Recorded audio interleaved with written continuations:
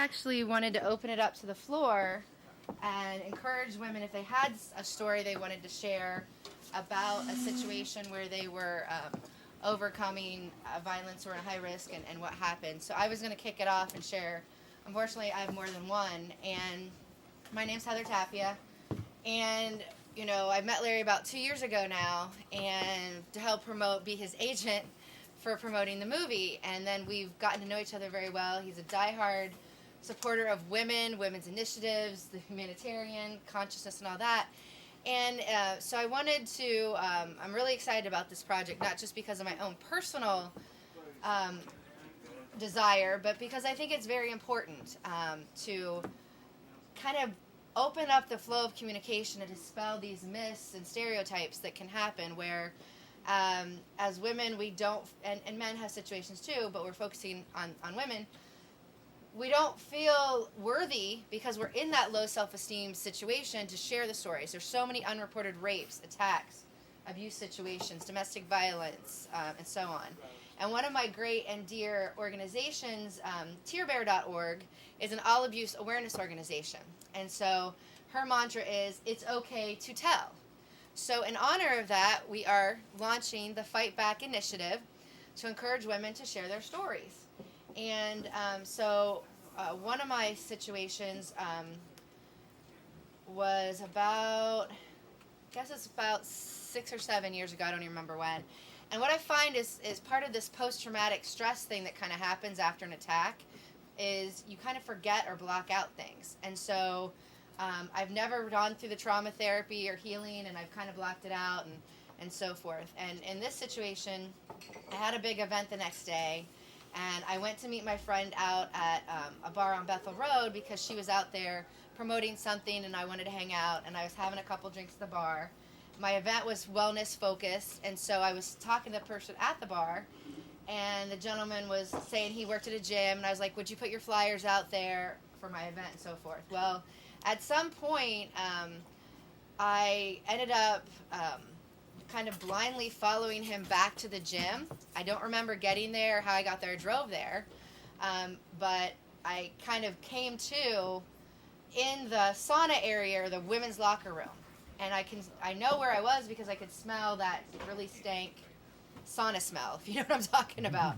And I was like, I was completely unaware of where I was, and things were going like this really fast. So I was like, I must have been drugged. And I came out, and he was huge, muscle guy, bigger than me. I couldn't guess how big, but I'm 5'1.5", 5'2", and I was probably 130 pounds at the time. So not much of a muscle person. And he proceeded, I was like, what's going on? And I realized I was at the gym, and there was cameras everywhere, and he proceeded, I had shorts on so it was warm out, and he proceeded to try to lock me down on the ground and try to rip my clothes off. And I was fighting back the whole time, and that's where I was lucky enough that I was able to fight back and get away, and nothing happened beyond what did happen, but there are so many women that don't have that opportunity. And so it's no reflection whether you get away and something doesn't happen, or if it does happen. It's all about just having a safe place to share your story, encourage women to speak about it, because if we dispel the stereotypes, then we can encourage young girls to get out of these high-risk situations before they happen and get help immediately. So you're not holding on to that and attracting that negative situation. So basically I was fighting him, and in my head I heard the words, this is not who you want, this is not who you are. And I just kept repeating that. And he goes, this isn't going the way it's supposed to. You're not, because I was yelling and I was screaming. He's like, this is not how it's supposed to go.